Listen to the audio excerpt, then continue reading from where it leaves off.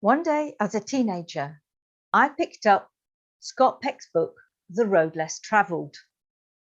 The first line of part 1 is, "Life is difficult." You're not kidding, I thought. Already back then, I was tired of feeling that way. So I made it my mission to find ways of making life easier and better for myself and others.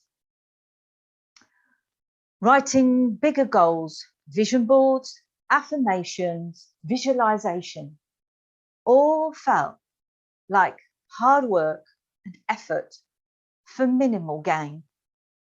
The techniques seem to solve the symptoms, not actually deal with the real cause.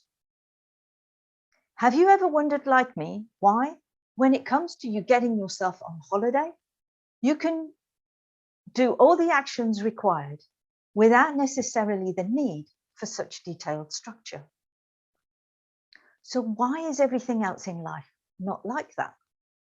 Well, it turns out the difficulty is within ourselves.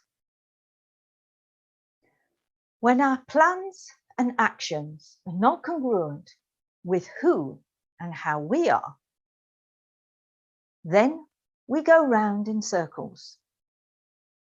We get stressed, we lose confidence, and we can fail to reach our goals. Ultimately, we can fall ill, whether it's physically or mentally. You already hold the key factors that can help you to stop sabotaging yourself and others. One of the keys is language, internal and external. It affects how we show up, how we interact with others, and can determine if we succeed or not.